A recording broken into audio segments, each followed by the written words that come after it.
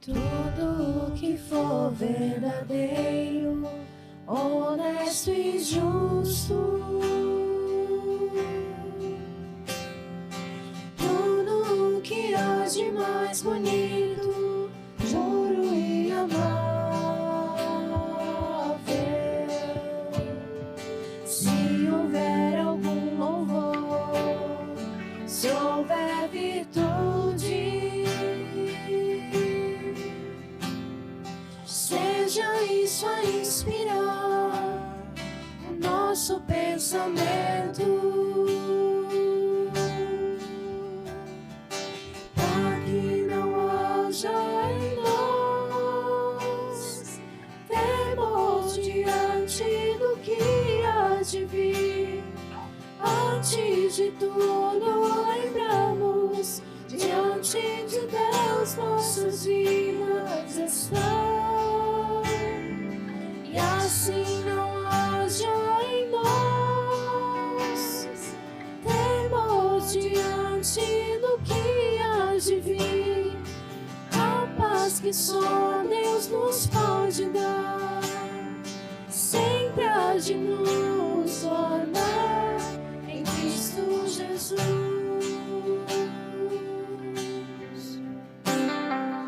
Tudo que for verdadeiro, honesto e justo, tudo que há de mais bonito, puro e amável. Se houver algum louvor, se houver virtude, seja isso a inspirar o nosso pensamento, para que não haja em nós temor diante do que há de vir. Antes de tudo, lembramos, diante de Deus nossas vidas estão, e assim não haja em nós temor diante do que há de vir. A paz que só Deus nos pode dar, sempre há de nos guardar em Cristo Jesus.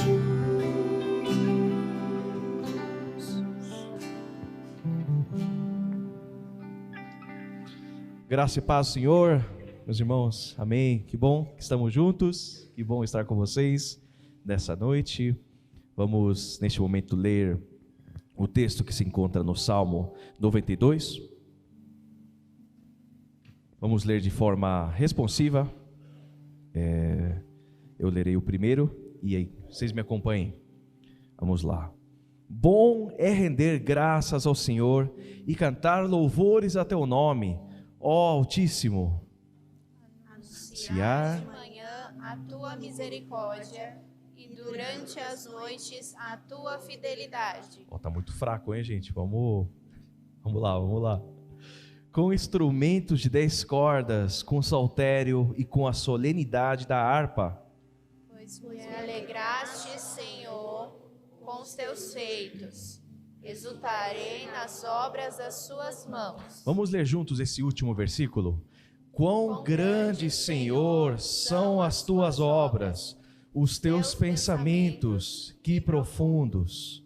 Glória a Deus, glória a Deus. Que bom que estamos aqui para declarar, estamos aqui reconhecendo que nosso Deus é grande, nosso Deus é poderoso, digno de receber todo o louvor, digno de receber toda a glória. E neste momento eu gostaria de convidar a nossa irmã Luciane para fazer uma oração. Neste momento, oração para iniciarmos. Senhor, muito obrigado, ó Pai, por estarmos aqui nesse momento, ó Pai. Um momento separado, especialmente, para estarmos juntos, te louvando, te adorando, rendendo, Senhor, todo louvor, porque só Tu mereces, Senhor, toda honra e toda glória, ó Pai. Que esse culto, Senhor, Encha o nosso coração, que o Senhor fale conosco, Senhor, e que possamos também te adorar e te louvar, e que nosso louvor suba até ti, Senhor, e alegre o vosso coração também, Senhor. Amém. Obrigada, ser conosco, abençoe o nosso culto, ó Pai, que possamos, Senhor, sair daqui diferente do que entramos, ó Pai. Em nome Amém, de Jesus que oramos. Amém. Amém. Vamos ficar em pé, irmãos?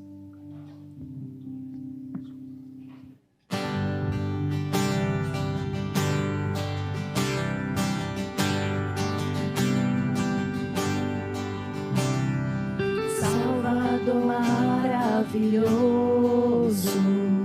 Deus que tomou meu lugar, Cordeiro entregue ao Calvário, morto pra nos salvar, oh, morto pra nos salvar. Consolador, conselheiro, Deus que me vem abraçar na noite escura da alma, tu vens comigo andar, oh, tu vens comigo andar. Por isso nós te adoramos, por isso vamos louvar, pois essa graça que sara, só tu nos podes dar, oh, só tu nos podes dar. Pai poderoso, infinito, Deus que não cansa de amar, em meio às nossas fraquezas, nós vamos te buscar, oh, nós vamos te buscar. Por isso nós te adoramos, por isso vamos louvar, pois essa graça que sara, só tu nos podes dar, oh, só tu nos podes dar. Por isso nós te adoramos,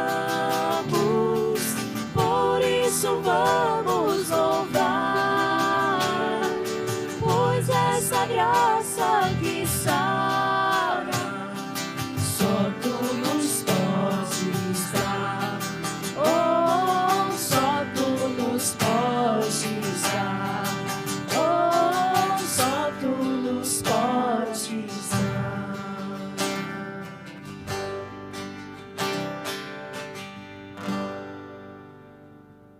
A igreja pode se assentar?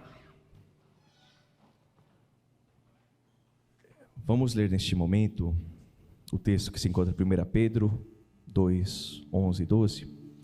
E o texto diz assim: Amados, exorto-vos como peregrinos e forasteiros que sois, a vos absterdes das paixões carnais que fazem guerra contra a alma, mantendo exemplar o vosso procedimento no meio dos gentios, para que naquilo que falam contra vós outros como malfeitores, observando-vos em vossas boas obras, glorifiquem a Deus no dia da visitação.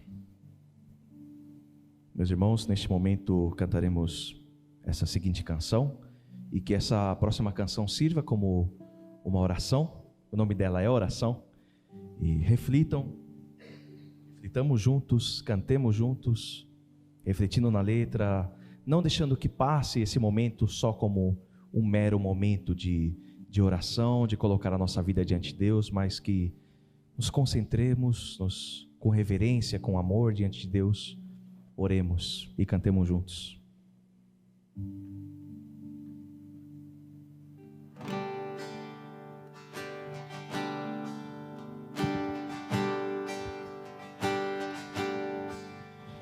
Jesus Deus, a ti me achego, com temor no coração.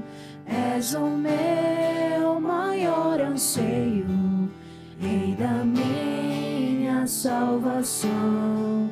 Pai, a ti eu agradeço por tão infinito amor que recebe com carinho este pobre pecador.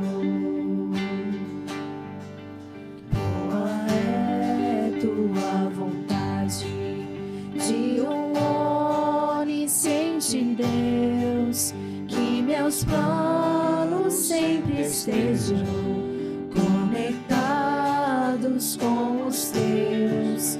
Ó, perdoa os meus pecados, venha me disciplinar, que a pureza de sua glória venha em mim habitar.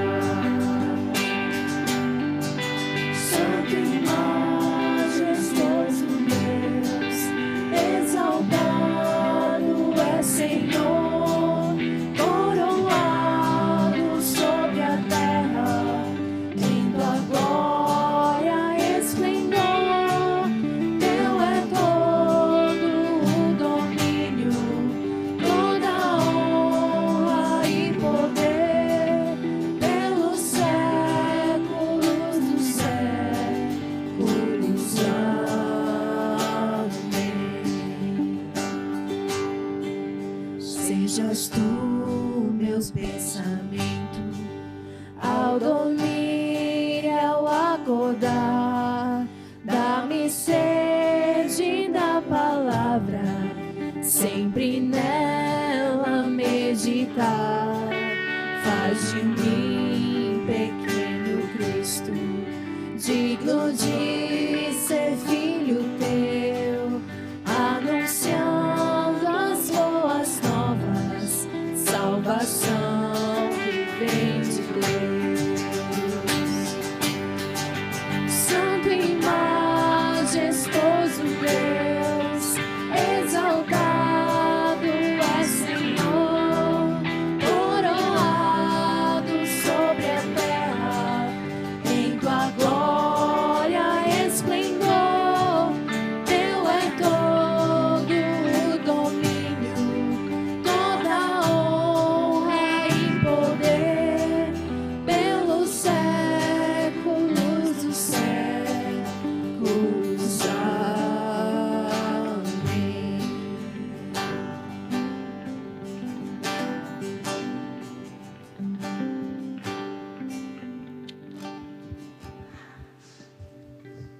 Boa noite, meus irmãos, graça e paz da parte de Cristo Jesus. Espero que todos vocês se encontrem bem.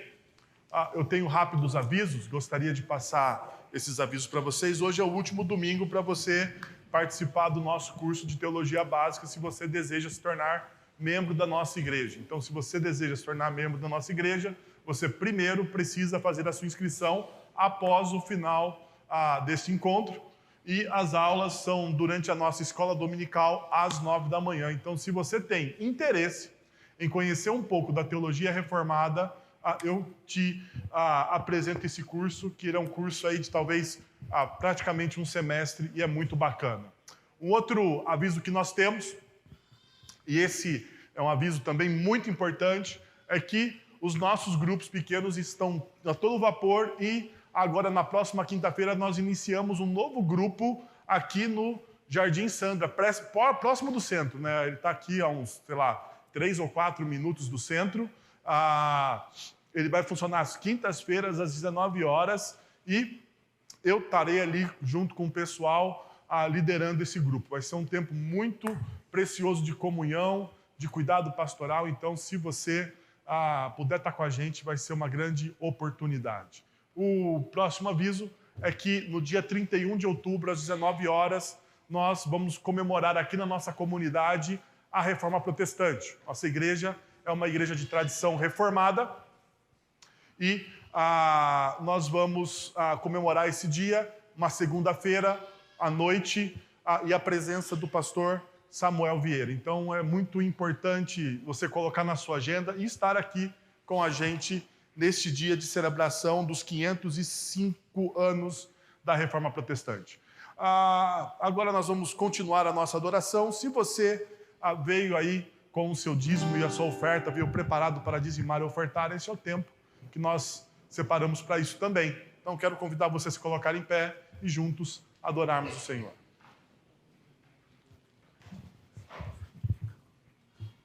Vai lá no fundo. Vai.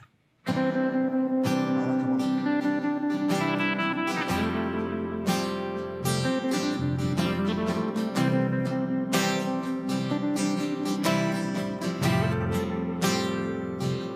Um dia a gente aprende a confiar em um Deus que faz milagres, que ouve a nossa oração, que se faz presente aqui.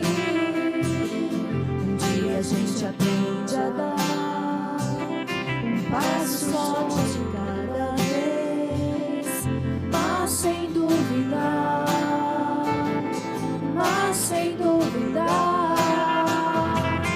que Ele continua sendo bom, que Ele continua sendo Deus, que Ele continua sendo bom, que Ele continua sendo Deus.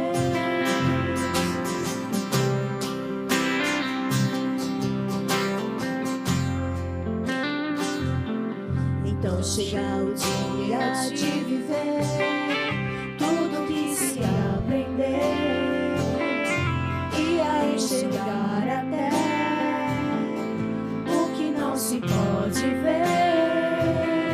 Chega o dia de entender, até ouvir o não de Deus, mas sem duvidar,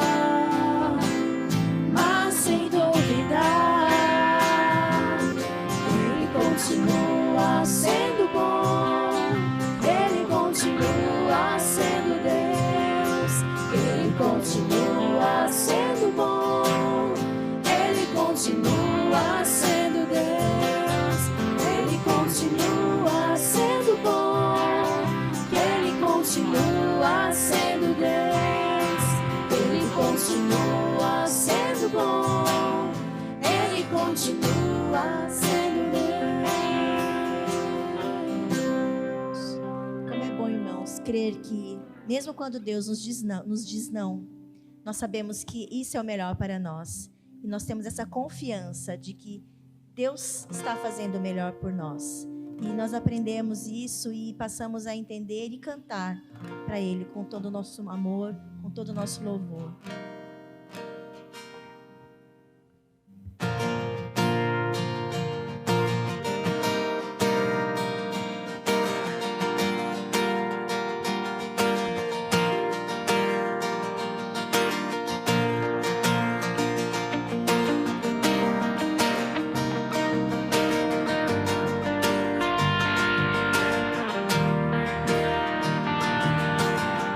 Dos montes correm para o mar, teu rio de amor por mim. Eu abrirei meu coração, deixando a tua cura entrar. Me alegro por te pertencer, levantarei as minhas mãos. O teu amor me alcança e me faz louvar-te. Cantarei teu amor para sempre. Cantarei teu amor para sempre. Cantarei teu amor para sempre. Cantarei teu amor para sempre.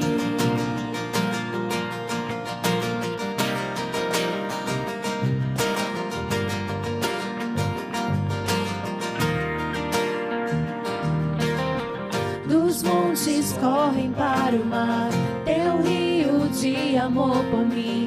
Eu abrirei meu coração, deixando a tua cura entrar.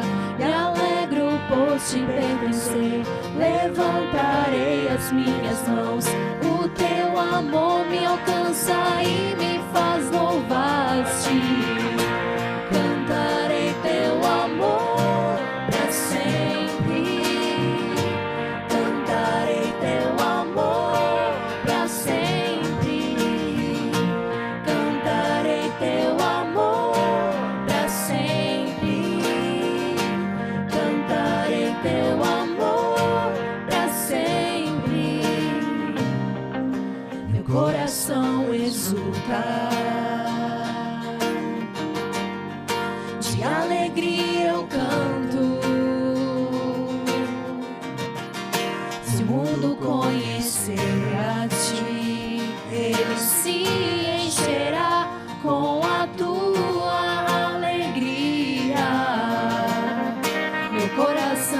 exultar. De alegria eu canto. Se o mundo conhecer a ti, ele se encherá com a tua alegria. Cantarei teu amor pra sempre. Cantarei teu amor pra sempre. Cantarei teu amor pra sempre. Cantarei teu amor pra sempre. Cantarei teu amor pra sempre. Cantarei teu amor pra sempre.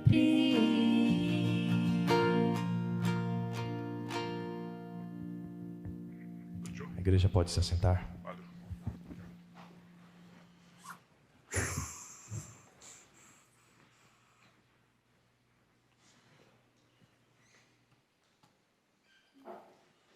Muito bem, meus irmãos.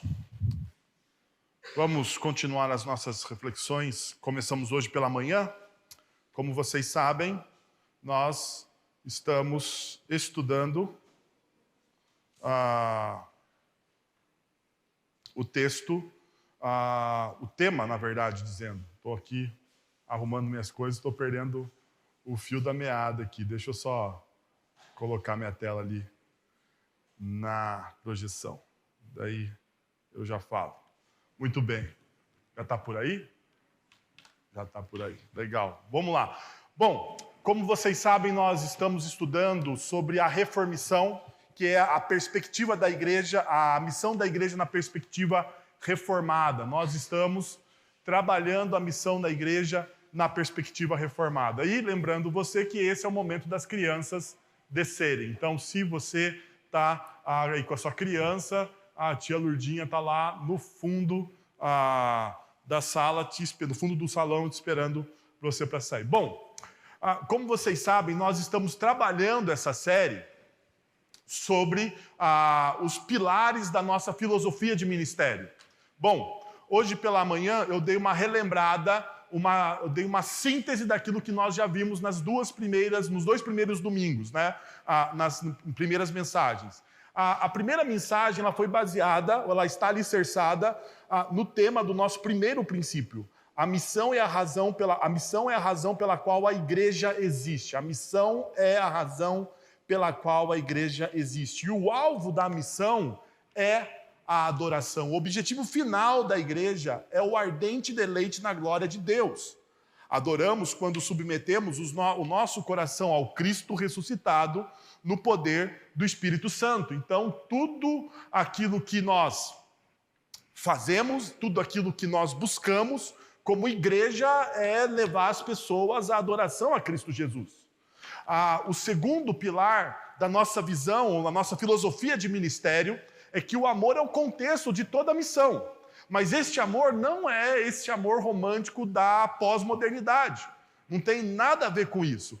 Este amor se revela na mensagem da cruz. A cruz guia os nossos métodos, a cruz fortalece a nossa missão. Quando a cruz é central, Deus faz com que a verdadeira adoração flua de nossos corações através das nossas vidas, das nossas ações, assim também como dos nossos lábios, porque deve existir uma intersecção entre aquilo que eu faço e aquilo que eu proclamo, ok? Então, esse foi os dois primeiros pilares da nossa filosofia de ministério que nós estudamos. E se você perdeu alguma mensagem, você pode entrar lá no nosso Spotify ou no canal das nossas redes sociais. Os sermões estão todos lá arquivados. Hoje nós vamos para o terceiro pilar. E o terceiro pilar é: as estruturas devem submeter-se ao Espírito Santo. As estruturas da igreja, elas não existem para nutrir a sua própria existência. As estruturas da igreja, assim como tudo aquilo que fazemos, serve para glorificar o Deus triuno. Então, tudo que nós estamos fazendo na igreja é buscar a glória de Deus. No entanto, Um dos grandes problemas que muitas vezes nós enfrentamos é o enrijecimento. Vou tentar falar uma palavra difícil, quase engasguei aqui. É o enrijecimento das estruturas. As estruturas ficam rígidas. E nós caímos, então, em uma espiritualidade. Hoje está difícil, hein, gente? Caímos, então, em uma espiritualidade meio que opaca, perdendo o seu brilho. Bom, o Ricardo Agreste, um amigo meu, falando sobre isso no seu livro Igreja Tô Fora, ele diz o seguinte: muitas das igrejas existentes vivem em um gueto cultural, tratando de assuntos que eram discutidos no século XVI, ouvindo músicas do século XVIII e fazendo uso de uma linguagem que se parece com um dialeto, com seus inúmeros códigos incompreensíveis para o não iniciado. Então, nós muitas vezes estamos discutindo assuntos que são do século XVI. Né? E não tem nenhum problema em a gente estudar os assuntos do século XVI. No entanto, essas doutrinas tão importantes do século XVI, elas devem se tornar compreensivas ao homem do século XXI. Ou seja, tem que haver uma conexão entre aquilo que os nossos pais da Reforma, já que nós estamos falando de reformição, aquilo que os nossos pais da Reforma estudaram ou vislumbraram com o nosso contexto atual. O grande problema também, muitas vezes, é que as nossas músicas, elas estão ali no século XVIII. Mas eu acho que de todos os problemas, o principal de todos os problemas que nós temos é o nosso linguajar. Muitas vezes nós usamos palavras que estão inseridas em um contexto bíblico que não fazem o menor sentido para aqueles que são de fora. E quando eu voltava hoje para casa, eu lembrei de um hino que muitas vezes nós cantamos e que, se perguntar para um adolescente da nossa igreja, ele não saberá traduzir isso, apesar dele cantar. Quantas vidas vagas procelosas são? Quantas vidas vagas procelosas são? Se você perguntar para o adolescente, faça a análise sintática dessa parte do texto, ele não sabe fazer. Por quê? Porque o contexto dessa linguagem está inserida em um outro tempo. Mas eu sei, os críticos ao meu discurso hoje estão falando assim, mas pastor, nós não devemos cortar por baixo. E eu concordo com você. No entanto, antes da gente ensinar uma realidade que é muito mais profunda, nós precisamos dar o leite espiritual para que as pessoas entendam o principal do Evangelho de Cristo Jesus. Se as pessoas não entenderem o Evangelho, não entenderem o princípio do Evangelho, o que adianta você ter uma linguagem rebuscada? Qual é o valor disso? Bom, o Ricardo, então, ele continua. Para essas igrejas, a sua missão se tornou manter essas estruturas e esses valores culturais, esquecendo-se por completo de sua razão de ser, não é a sua cultura musical ou sua linguagem, mas a missão de levar a pessoa, a mensagem de Jesus àqueles que vivem inseridos na cultura pós-moderna e urbana que caracteriza a sociedade do século XXI. Então, a nossa função principal, e nós dizemos isso nos nossos princípios valores, a razão da nossa igreja existir, a razão de qualquer igreja existir. Nós estamos pegando a razão comum de qualquer igreja existir, é conduzir as pessoas, aqueles que não conhecem o Evangelho, ao pleno conhecimento do Evangelho. Ao pleno conhecimento do Evangelho. Mas daí você deve estar se perguntando, mas pastor, e aqueles que já são iniciados? A função da igreja é pegar aqueles que são iniciados e enviá-los à missão. É essa a função. Tornando cada crente maduro e apto a exercer os seus dons e ministérios, não somente dentro das quatro paredes de uma comunidade cristã, mas fora dela. Bom, diante disso, eu gostaria, e como hoje pela manhã nós fizemos, eu gostaria de alicerçar o nosso terceiro princípio, que é as estruturas da igreja devem submeter-se ao Espírito Santo. Hoje pela manhã nós estudamos João capítulo 3, e se você perdeu, provavelmente já deve estar nas nossas redes sociais, então você olha lá o que nós conversamos hoje pela manhã. Em João capítulo 3 fica muito claro qual é a característica daquele que é nascido de novo. Hoje pela noite, assim como nós temos feito nos outros domingos, nós vamos ver isso na prática. Então abra comigo a sua Bíblia em Atos capítulo 11. No entanto, eu vou ler Atos capítulo 11, mas eu vou pregar Atos capítulo 10. Mas deixa eu te explicar o porquê eu vou fazer isso. Porque em Atos capítulo 11, é a explicação do que aconteceu em Atos capítulo 10. É um resumo do Atos capítulo 10. Então, para não ler o Atos capítulo 10 inteiro com vocês, eu vou ler o resumo do Atos capítulo 11. Então, a partir do verso de número 1, diz o seguinte: os apóstolos e os irmãos de toda a Judéia ouviram falar que os gentios também haviam recebido a palavra de Deus.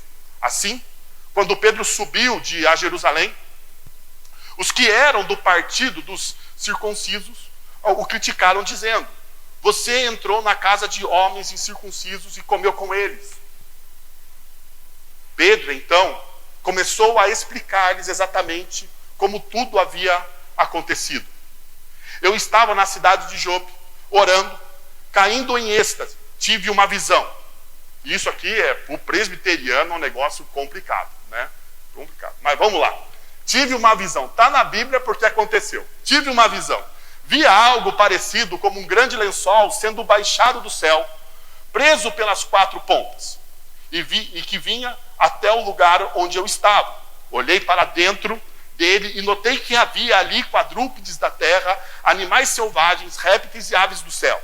Então ouvi uma voz que dizia: levanta-se, Pedro, mata e coma. Lembrando que Levíticos capítulo 11 proíbe expressamente que o judeu coma qualquer um desses animais relatados em Atos capítulo 11. Então, Levíticos 11 proíbe o que Atos 11, e daí talvez uma santa coincidência daqueles que dividiram o texto bíblico, Levíticos 11 proíbe o que Atos 11 está mostrando aqui. Vamos lá, versículo de número 8. Eu respondi: de modo nenhum, Senhor. Nunca entrou na minha boca algo impuro ou imundo. A voz falou do céu pela segunda vez: não chame impuro o que Deus purificou. Isso aconteceu 3 vezes, e então tudo foi recolhido aos céus. Na mesma hora, chegaram à casa em que estava hospedado 3 homens que me haviam sido enviados de Cesareia. O Espírito me disse que não hesitassem em ir com eles. Estes 6 irmãos também foram comigo, e entramos na casa de um certo homem. Ele nos contou como um anjo lhe tinha aparecido em sua casa e dissera: mande buscar em Jope a Simão chamado Pedro. Ele trará uma mensagem por meio da qual serão salvos você e todos os de sua casa. Quando comecei a falar, o Espírito Santo desceu sobre eles como sobre nós no princípio. E ele está falando no início do livro de Atos. Então, me lembrei do que o Senhor tinha dito: João batizou com água, mas vocês serão batizados com o Espírito Santo. Se pois Deus lhes deu o mesmo dom que nos tinha dado quando cremos no Senhor Jesus, quem era eu para pensar em opor-me a Deus? Ouvindo isso, não apresentaram mais objeções e louvaram a Deus, dizendo: então Deus concedeu arrependimento para a vida até mesmo aos gentios.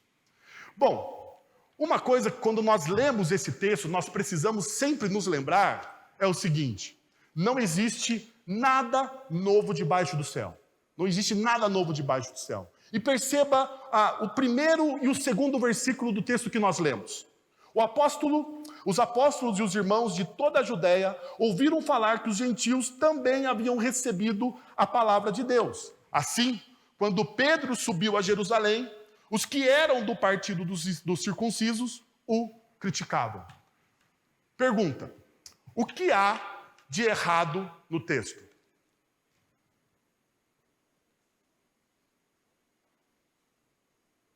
Mas você está falando assim, mas o texto é bíblico, não há um erro.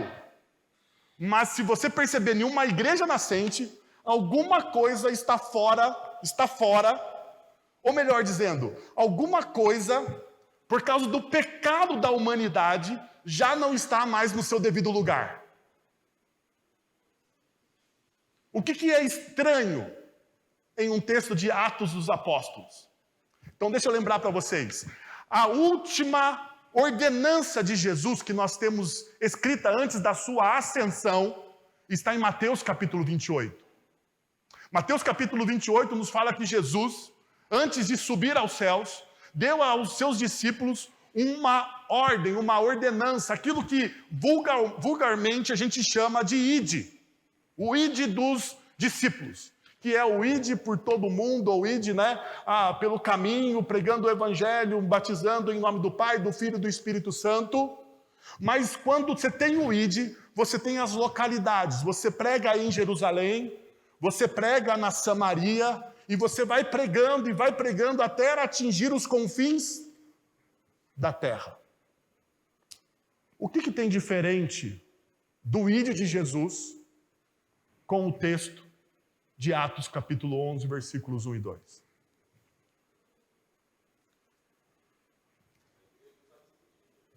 A igreja está dividida. Olha o que o texto vai dizer. Os que eram, perceba, os que eram do partido dos circuncisos o criticavam. Veja só que Jesus diz: vão e preguem o evangelho a todos, a toda criatura. O que a igreja nascente, poucos anos depois, já está fazendo? Cumprindo plenamente a ordem de Jesus? Não. A igreja está sabotando a ordem do próprio mestre. E olha só, e aqui está uma coisa que a gente acaba desmistificando, porque todo mundo, que é mais antigo de igreja, fala assim: nossa, nós tínhamos que ser como a igreja primitiva. Perceba, a igreja primitiva já estava com problemas sérios. Porque veja, tanto o tradutor da NVI, que é o texto que vocês estão lendo na projeção, quanto o tradutor da RA, eles acrescentam uma nota que não está no texto original.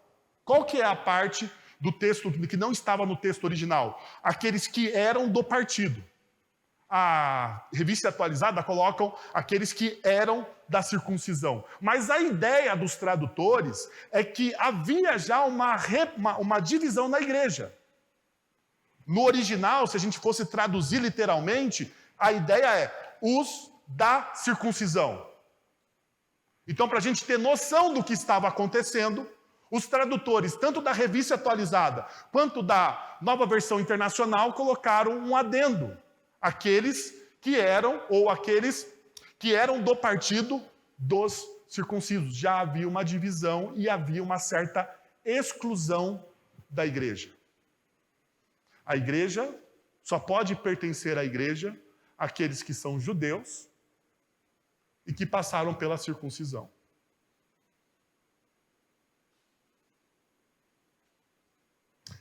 E perceba que isso vai acompanhar o apóstolo Paulo mais tarde, principalmente na igreja aos Gálatas. Essa divisão. Então não adianta a gente romantizar uma igreja que também era feita de homens e mulheres como nós, que mesmo no início, mesmo tendo visto Jesus, eles não cumpriam plenamente as ordens do mestre.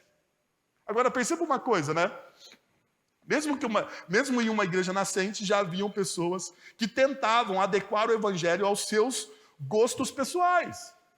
E era o que eles estavam fazendo. Então, o que os da circuncisão diziam? Não, olha, eu acho que para ser da nossa turma, tem que pensar como a gente, tem que cheirar como a gente, tem que pensar como a gente. Para ser junto aqui, para estar junto com a gente, tem que ser desse jeito. Agora pergunta, nos evangelhos, você vê Jesus fazendo isso?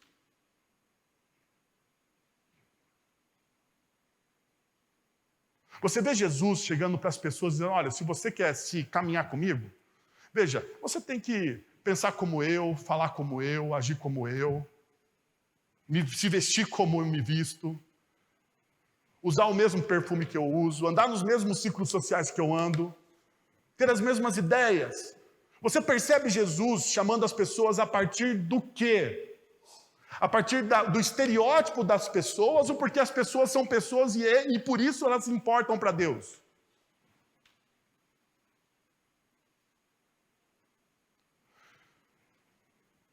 Diante disso, eu gostaria então de olhar para vocês, para alguns princípios que nos ajudam a vencer esse problema, que é da igreja primitiva, mas também que continua na nossa igreja. Continua na nossa igreja. Nós fazemos, e desculpa falar, eu vou usar aqui um linguajar bíblico, eu acabei de falar que a gente não pode, mas aqueles que são de casa vão entender, nós fazemos acepção de pessoas. Nós excluímos pessoas. Nós deletamos pessoas que são diferentes, que pensam diferente da gente. E nós gostamos, como igreja, nós gostamos de andar com gente que crê como a gente crê. E eu vou dizer para vocês, isso não é bíblico. Isso não faz parte do Evangelho.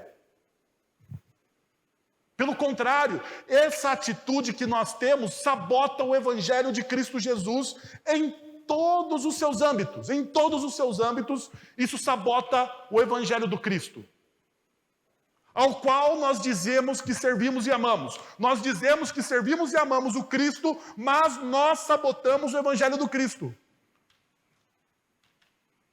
Como diz o pessoal por aí, algo que está errado, algo de errado não está certo. Algo de errado não está certo. Alguma coisa, isso que nós estamos professando, perceba, está em desacordo com as nossas atitudes. Bom, quais são os princípios? Primeiro, a oração é o meio de graça que Deus usa para nos tornarmos sensíveis ao seu mover. Veja o que diz o texto. Pedro subiu ao terraço para fazer o quê? Para orar. Pedro subiu ao terraço para orar, tendo fome, queria comer, enquanto a refeição estava sendo preparada, caiu em êxtase. Viu o céu aberto e algo semelhante a um grande lençol que descia da terra, preso pelas 4 pontas, contendo toda a espécie de quadrúpedes, bem como de répteis da terra e aves do céu. Então uma voz lhe disse, levanta-te, Pedro, mata e coma. Mas Pedro respondeu, de modo nenhum, Senhor, jamais comi algo impuro ou imundo. A voz falou uma segunda vez, não chame impuro ao que Deus purificou. E se você ler o próximo versículo, o versículo de número 16, você vai ver que por 3 vezes isso aconteceu com Pedro. Pedro tem um problema com o número 3, né? Sempre tem que ser 3 vezes com Pedro, né? Então, a mesma coisa acontece aqui, mas deixa eu mostrar para vocês uma coisa que é importante no que está acontecendo. O centro do fato aqui, do que está acontecendo. Pedro, ele está orando. Pedro, ele está orando. E aqui está uma das coisas que talvez nós façamos muito na nossa vida, mas a gente faz de maneira desleixada. Desleixada. A gente ora muitas vezes como uma ação mecânica do nosso coração. Talvez você ore um pouco antes de se levantar da sua cama, talvez você ore de maneira um pouco mecânica na hora do almoço, porque você, afinal de contas, tem que agradecer a Deus por aquilo que Ele te deu, e talvez você ore com muito sono, né, um pouquinho antes de você deitar, e você fala assim, mas pastor, eu adoro dormir orando. Na verdade, né, você estava dormindo antes de orar, mas você usa essa desculpa. Perceba que os nossos momentos de oração, muitas vezes, estão ligados em momentos onde nós não estamos atentos. Onde o nosso nível de atenção com as nossas palavras, com aquilo que nós estamos proferindo, não é o mesmo nível de atenção que nós temos quando nós estamos trabalhando. Nós, então, menosprezamos a nossa oração. Via de regra é assim. Via de regra é assim. Quando o Guilherme está fazendo a liturgia aqui, ele fala assim, vamos ficar um tempo em oração silenciosa. A gente fica 5 segundos em oração silenciosa e parece que aquele tempo é uma eternidade. Eu lembro que uma vez, um acampamento, eu falei para os jovens, falei assim, nós vamos ficar aqui 1 minuto em silêncio para ouvir a voz de Deus. Tinha dado 20 segundos, o líder da música olhou para mim e falou assim, eu não aguento mais ficar em silêncio. Por quê? Porque nós tratamos a oração como algo à parte da nossa vida espiritual. Mas aqui não é isso que Pedro está fazendo. Pedro, diz o texto, que ele ora.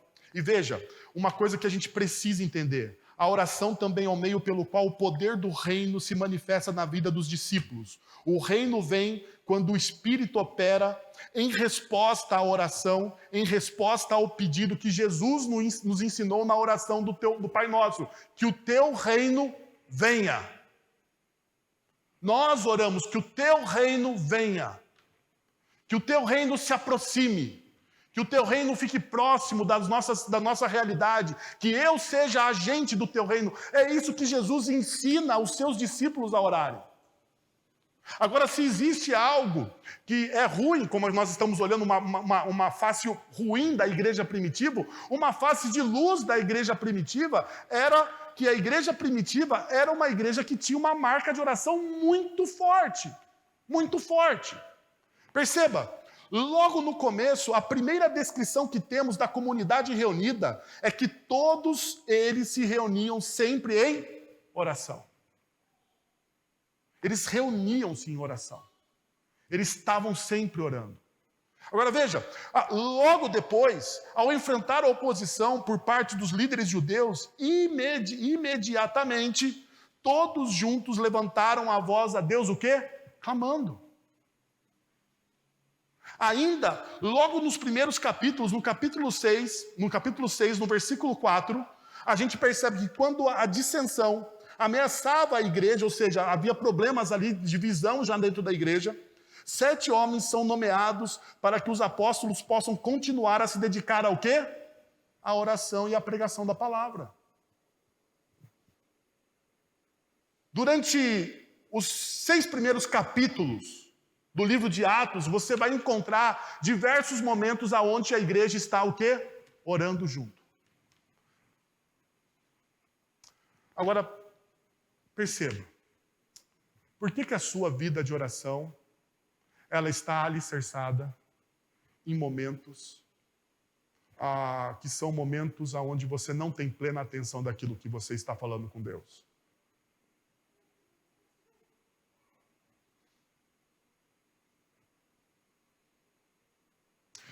Deixa eu dar um exemplo. Uma das nossas grandes dificuldades hoje no mundo pós-moderno é a gente admitir os nossos erros e pecados. A gente tem dificuldade com isso, né? Admitir erros para a sociedade pós-moderna, ainda mais para a sociedade pós-moderna coach, é uma fraqueza. É uma fraqueza. Então você não pode admitir que você erra.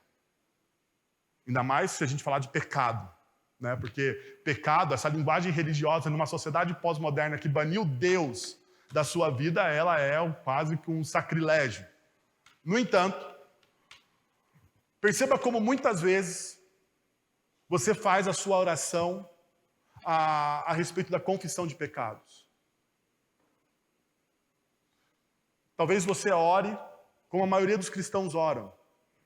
Senhor, perdoa os meus muitos pecados. Pergunta: é assim que a Bíblia nos ensina a orar sobre os pecados?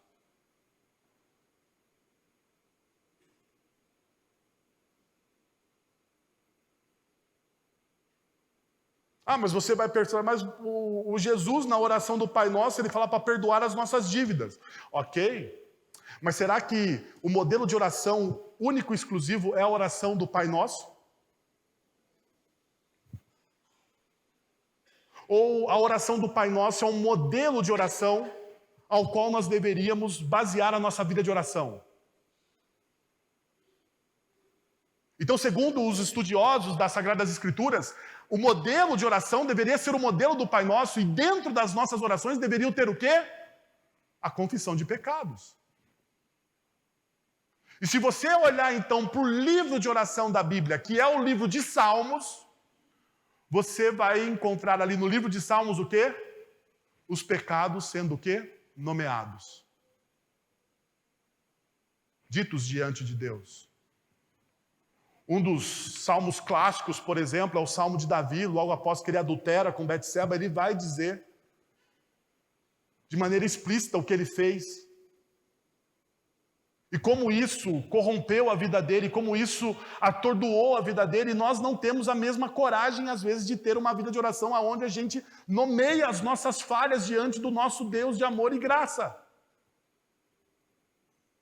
Como então você espera ser curado das suas mazelas? Como você espera ser curado dos seus pecados? Porque a Bíblia nos ensina em Tiago que nós devemos confessar os nossos pecados. Nós devemos dizer quais são os nossos erros diante de Deus, pedindo a ajuda do Espírito Santo para que Ele nos ajude com isso. Mas nós negligenciamos. Nós transformamos a nossa vida de oração não na oração de venha o teu reino, mas nós transformamos a nossa vida de oração na oração de seja feita a minha vontade, Senhor, porque a minha vontade é melhor do que a sua vontade.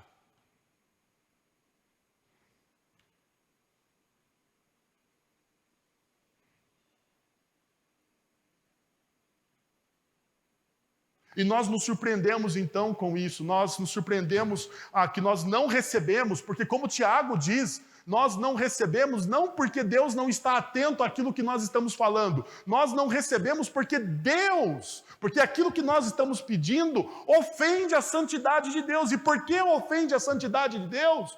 Porque aquilo que nós pedimos é para o nosso próprio prazer, é para o nosso próprio deleite.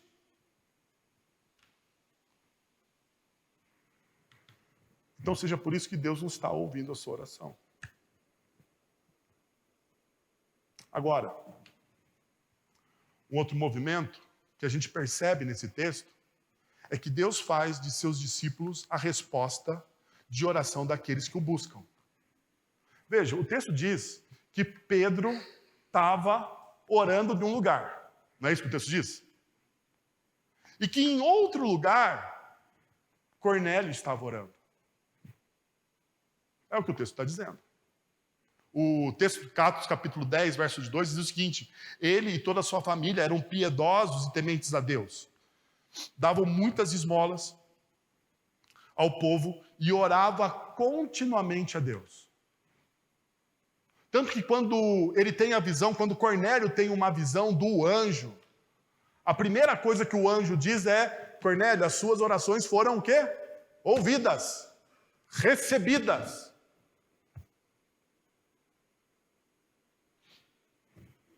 É interessante. Nós, como povo de Deus, às vezes achamos que Deus só ouve as orações dos eleitos, né? Aqui o Cornélio é um eleito, mas ainda não um crente, né?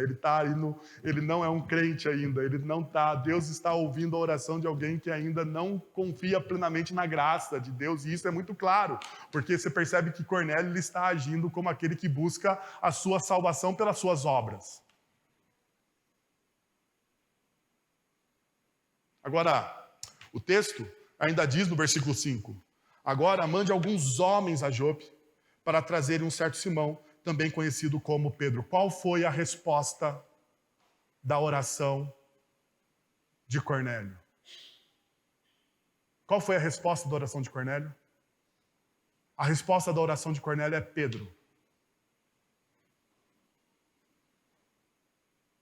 Agora, Deixa eu parar aqui com vocês, porque isso aqui é muito interessante.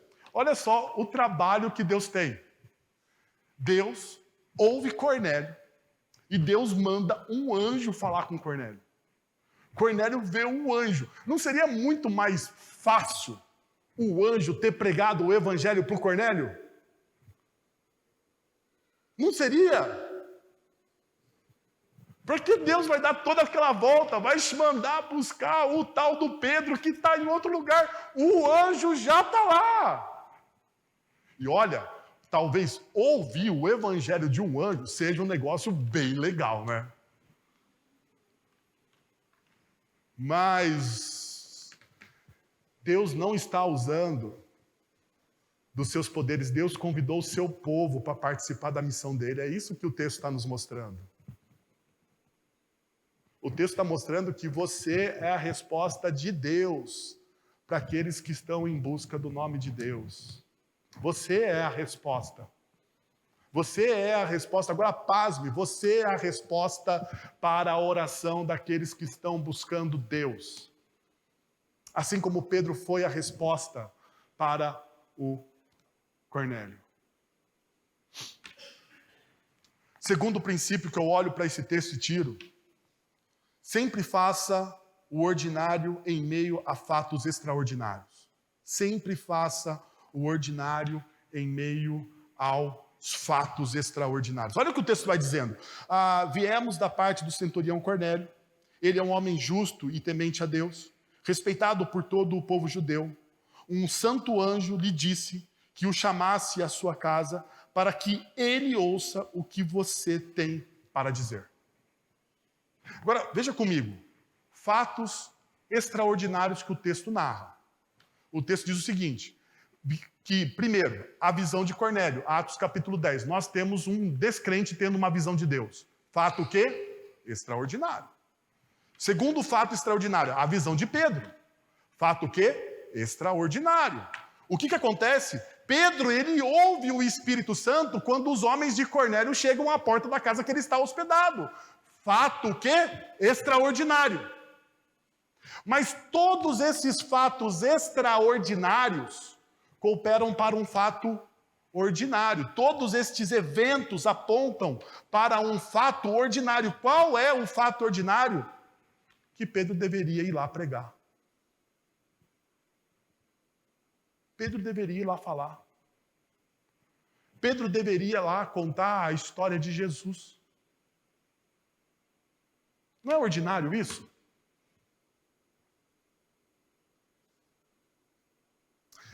Sabe qual que é o nosso grande problema como igreja? Nós queremos fatos extraordinários. Nós nos apegamos a fatos extraordinários.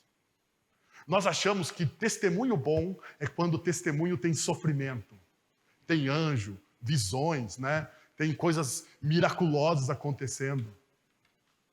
Eu tenho um amigo muito querido que eu gosto muito de ouvir ele pregar. Quem sabe um dia ele vem aqui pregar para a gente, é o Ronaldo Lidório.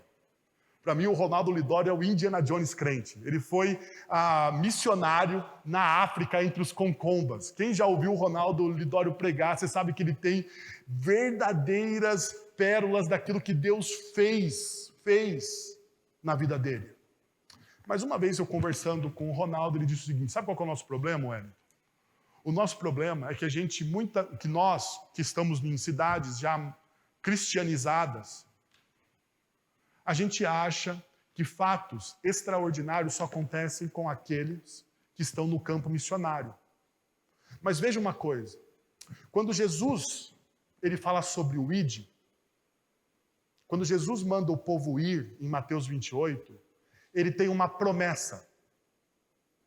Qual é a promessa? Qual é a promessa, gente? Pelo amor de Deus. Falem comigo, qual é a promessa do Mateus 28? E eu estarei contigo todos os dias até a consumação dos séculos. A ideia principal desse eu estarei com você todos os dias é que enquanto você vai fazendo missão, Jesus vai com você caminhando na missão. Sabe qual que é o nosso grande problema? Sabe por que nós deixamos de ver fatos extraordinários? Porque nós não estamos em missão na cidade. Porque nós fazemos uma dicotomia, nós achamos que missão é ir até os concombas, no meio da África, falar com feiticeiros, né? A evangelizar no meio dos leões. Né? A gente acha que essas coisas pirotécnicas. E é também valiosas são as vidas desses homens e mulheres que vão nesses lugares distantes. No entanto, valioso também é a vida de homens e mulheres que entendem que a missão é aqui na cidade, é aqui nesse lugar, é na cidade de Sorocaba. Enquanto eu caminho, eu vou conseguindo ver aquilo que Deus está fazendo através da minha vida. Mas uma coisa que muitas vezes nós não paramos para pensar sobre o ID, que Jesus está caminhando com quem está em... Jesus está caminhando com quem está em missão.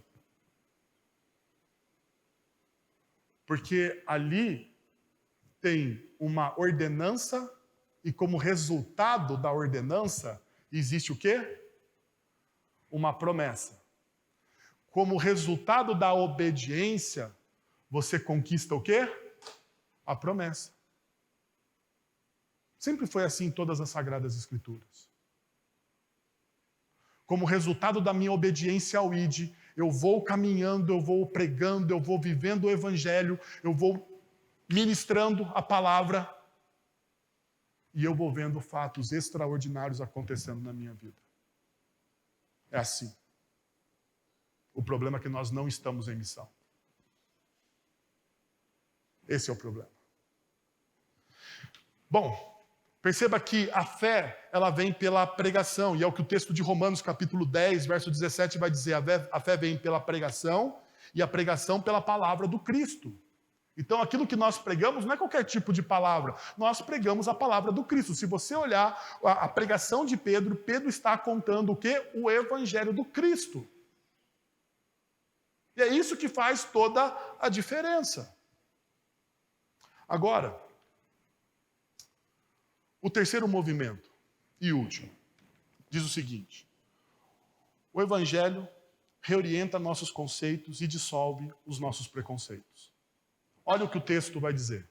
Enquanto Pedro estava refletindo no que significava, no significado da visão, os homens enviados por Cornélio descobriram onde era a casa de Simão e chegaram à porta.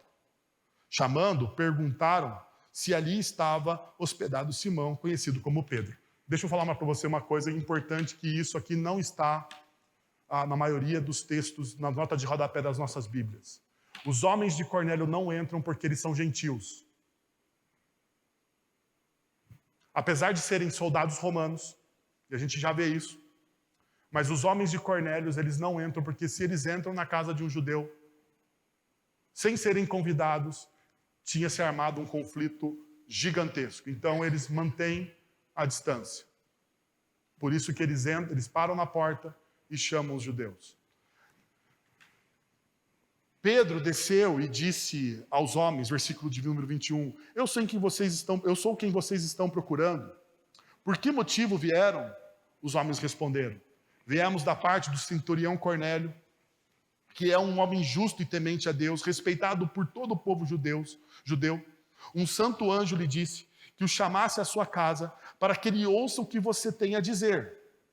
Pedro os convidou a entrar e os hospedou. E aqui é o foco do texto que nós estamos lendo. Pedro, ele convida aqueles homens a entrarem em sua casa ou na casa do seu hospedeiro. Pedro, então, ele hospeda esse homem. Uma talvez pergunta que a gente precisa fazer: quem Pedro está hospedando? E a gente percebe que eles são os homens que vieram da parte, ou nós temos essa informação do texto, que são os homens que vieram da parte do centurião Cornélio. Agora veja, uma coisa, quem são estes homens? O texto em Atos 10:5 vai nos dizer: agora mande alguns homens a Jope para trazerem um certo Simão. Cornélio é um centurião. O centurião, na hierarquia militar, ele é o sexto. Ele é o sexto no comando de Roma, né?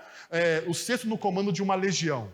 o centurião ele tem uma centúria de homens ao seu comando. O que o texto está dizendo aqui para a gente é o seguinte, que você mande homens, provavelmente, Cornélio não mandou escravos dele a chamarem Pedro. Cornélio mandou quem? Soldados. Chamarem Pedro. Agora, esse centurião aqui, e aqui você precisa lembrar de uma coisa muito importante. Quem são os centuriões romanos para os judeus? Vamos, gente, quem é o centurião romano para um judeu do primeiro século da era cristã? O inimigo. O inimigo, aquele que ele odeia. O centurião romano era aquele que era dentro de um destacamento. Ele estava no comando de uma centúria, de uma guarda. Na nossa ideia, a guarda era aquela que fazia, na nossa realidade, a guarda é aquela que faz o policiamento na cidade. Vamos lembrar que em Jerusalém havia vários ressurgentes, vários rebeldes, que muitas vezes criavam fatos ou até mesmo atos terroristas, como os zelotes, matando cidadãos romanos ou cidadãos romanos, para que a guarda entrasse em conflito com a sociedade judaica. O centurião romano, ele era um estranho. Ele era uma pessoa não grata. Persona não grata. Ele não tinha ali o bem-querer de Pedro. Agora veja uma coisa que é interessante. Perante o Evangelho de Cristo, os antagonicamente diferentes se encontram. Diante do Evangelho de Cristo, o opressor e o oprimido se tornam iguais. Se tornam iguais porque se você lê tanto o relato de Atos capítulo 10, como Atos capítulo 11, você vai perceber que Cornélio trata Pedro de maneira cordial, humilde. Você vê uma grande humildade em Cornélio. E os próprios soldados que ele envia respeitam todo o cerimonial judaico. Eles não entram, eles poderiam. Eles eram um Estado, eles tinham o poder do Estado sobre suas mãos. Eles podiam invadir aquela casa, pegar Pedro e levar Pedro sem perguntar absolutamente nada. Mas perceba o que o Evangelho faz na vida das pessoas. Aqueles que são diferentes se tornam o quê? Iguais. Tanto é verdade que a gente percebe essa realidade, por exemplo, quando a gente lê os versículos 34. Então Pedro começou a falar. Agora percebo verdadeiramente que Deus não trata as pessoas com parcialidade. Deus não trata as pessoas com diferenças. Deus não acha que uns são melhores que os outros. Mas de todas as nações aceita todo aquele que teme e faz o que é justo. Os judeus que foram com Pedro, os judeus que caminharam com Pedro, os judeus convertidos que vieram com Pedro, ficaram admirados de que o dom do Espírito Santo fosse derramado sobre os gentios, pois os ouviram falando em línguas e exaltando a Deus. Qual é a reação dos judeus que caminhavam com Pedro? Eles ficaram admirados. Porque eles acharam que só eles tinham a primazia de receberem as bênçãos de Deus.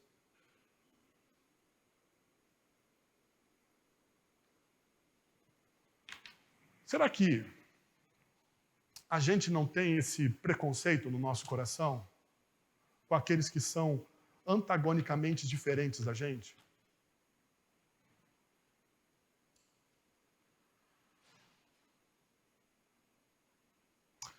Deixa eu contar para vocês uma coisa. Quando eu estava em Campinas, eu tinha um amigo. Tenho um amigo, na verdade, não tinha, tenho, continua sendo meu amigo. Pastor Hildo. Pastor Hildo é da Igreja Batista Ágape. A Igreja Batista Ágape não é uma igreja batista reformada. A Igreja Batista Ágape é uma igreja, assim, um pouco mais quente que a nossa, né? Vamos dizer assim. E um dia o pastor Hildo falou assim, Wellington, nós precisamos fazer um movimento aqui em Campinas de união de pastores, você me ajuda? Eu olhei para o Hildo e falei assim, Hildo, mas vai ser difícil, né? E não, vamos fazer, mas assim, vamos falar do evangelho sem doutrina. Eu falei, tá bom então, vamos fazer. Gente, boa, é o seguinte, começou o movimento de pastores, hoje é um movimento gigante em Campinas, de comunhão de pastores. Tem pastor de tudo quanto é denominação. De tudo quanto é denominação. Tem gente, tem presbiteriano, tem assembleiano, tem renascer, tem tudo quanto é igreja. Igreja apostólica presbiteriana, tem igreja, tem tudo quanto é igreja. Tudo quanto é igreja que você imaginar de nome tem naquele lugar. Mas uma coisa que une essas pessoas, quando eu vou, eu fico até um pouco assim, escandalizado com algumas coisas, confesso para vocês. Mas quando eu vou compartilhar o evangelho com eles, eu vejo uma coisa muito interessante. Eu vejo paixão pelo Cristo ressuscitado. E apesar de sermos diferentes nas doutrinas, o que nos une naquele movimento é a cruz do Cristo. A cruz do Cristo é maior do que as nossas diferenças. É maior do que as nossas diferenças. Eu tenho antagonismos grandes com alguns caras. Eu posso, assim, me aproximar doutrinariamente, teologicamente. Um cara reformado, de alguém que é pastor da Bola de Neve, é quase impossível. Mas uma das experiências mais significativas que eu tive foi quando eu terminei de uma vez de compartilhar o evangelho nesse grupo. E o pastor da Bola de Neve veio, me abraçou e disse assim, cara, quando você fala, o meu coração enche de esperança. E eu tinha um baita de um preconceito com aquele cara, porque eu achava que tudo que eu falava para ele parecia abobrinha, sabe? Mas porque o que nos une não são os detalhes das nossas doutrinas. O que nos une é a cruz de Cristo. E assim deveria ser dentro de uma igreja, assim deveria ser você também com aqueles que são de fora. Eu sei, aqueles que são de fora, eles não passaram ainda por uma experiência com a cruz do Cristo. Mas a cruz do Cristo leva você a amar aqueles que ainda não passaram por essa experiência. E o seu coração deveria estar unido ao coração deles, e você deveria ter misericórdia desse pessoal. Assim como Jesus teve misericórdia de você um dia. Então eu queria convidar você a 3 movimentos simples nessa noite. Primeiro, não hesite em fazer amizade com pessoas diferentes de você. Não hesite. Talvez você seja a resposta de oração para um Cornélio da sua vida aí. Então não hesite. Lembre-se que a multiplicidade é na multiplicidade, faltou um na, é que na multiplicidade que percebemos a beleza de Deus. Lembre-se. Não é entre os iguais que a gente percebe a criatividade de Deus, é no múltiplo. É no múltiplo que a gente percebe a beleza do nosso Criador. A criatividade do nosso Criador. Segundo, demonstre hospitalidade para com todos, abrindo a sua casa, a sua vida com o seu testemunho. Não existe coisa mais importante na vida de alguém quando você para ouvir uma pessoa. O que eu mais gosto no trabalho pastoral não é isso aqui, apesar disso aqui ser muito importante. O que eu mais gosto de um trabalho pastoral é ouvir a história das pessoas. E perceber como Deus é gracioso e misericordioso quando a gente ouve as histórias das pessoas. Talvez Deus está chamando você para você ouvir histórias dos seus vizinhos. No nosso mundo hoje, tão conectado, a gente está tão desconectado, ao mesmo tempo que a gente está conectado, a gente não para ouvir as pessoas. A gente não para ouvir as pessoas. E tudo que a pessoa precisa hoje é alguém que a ouça. Convida a pessoa para a mesa. Não existe nada melhor do que uma boa mesa. Não é verdade? Não existe nada melhor do que uma boa mesa. Do que uma boa conversa à mesa. E perceba, nós somos o povo da mesa. Onde está a nossa comunhão? Jesus, ele faz o símbolo da nossa comunhão em torno de uma mesa.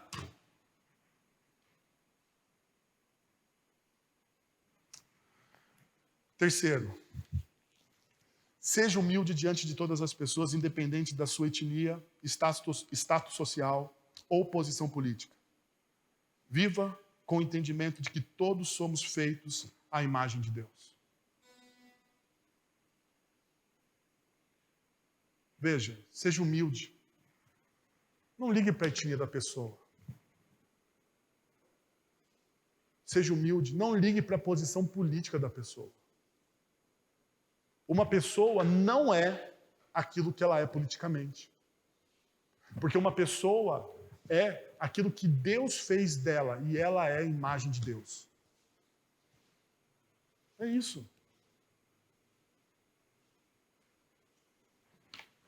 Que tal você fechar os seus olhos, olhar para esses pontos, perceber o que Deus está chamando você para fazer e você orar e buscar a presença do Senhor. Vamos orar? Vamos orar. Podemos orar? Então, obrigado. Oremos. Pai, nós queremos te agradecer por tudo aquilo que o Senhor tem feito no nosso meio. Pela tua graça, pela tua misericórdia. Nós queremos te pedir perdão, Pai. Porque nós tratamos a oração, ou o momento de oração, como um momento secundário da nossa vida. E ele não é secundário, Senhor. Ele é algo importante, porque é na oração que o nosso coração é movido para a direção daquilo que o Senhor deseja. Nosso coração se torna sensível à tua vontade, sensível à tua palavra. É quando o Espírito de Deus fala em nós e através de nós, como o apóstolo Paulo diz, que nós não sabemos às vezes como orar, e o Espírito Santo, aquele que o Senhor nos deu na cruz de Jesus, ora por nós, ora em nós. Então, Pai, tenha misericórdia do teu povo. Senhor, que os nossos conceitos e preconceitos diante da cruz de Cristo sejam diluídos, dissipados. Que eu olhe as pessoas não por aquilo que elas aparentam, ó Deus, mas que eu olhe para as pessoas por aquilo que realmente elas são a imagem de Deus. A Bíblia afirma que todo ser humano criado sobre a face da terra é a imagem e semelhança do Deus Criador, e ele precisa de amor e respeito, independente das suas opções, independente das suas decisões.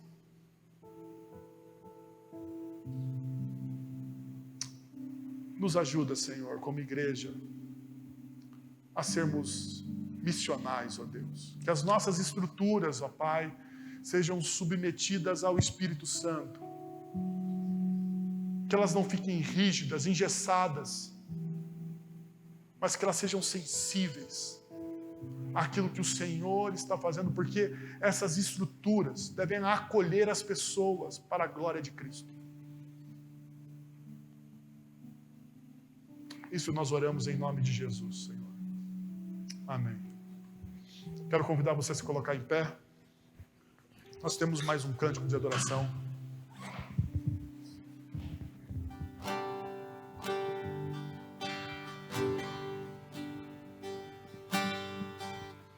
Cada vez que eu abri a minha boca,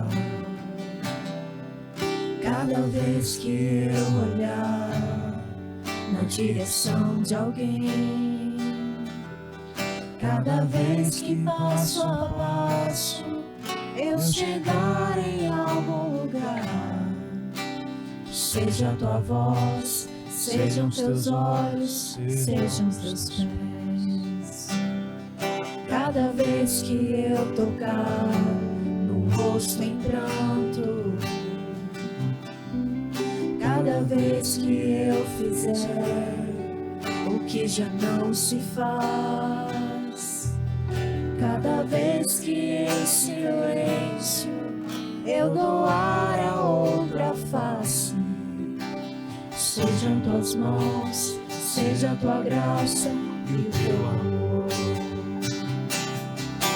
Eu quero te servir, eu quero te obedecer, viver tua vontade, refletir tua verdade, te honrar com minha vida, em tudo te adorar. Mestre, amigo, amado Jesus, esse é o meu querer.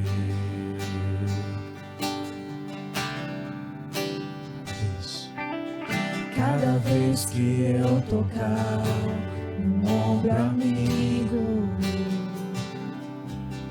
cada vez que eu fizer o que já não se faz, cada vez que em silêncio eu dou ar a outra face, serei tuas mãos, em a tua graça e o teu amor.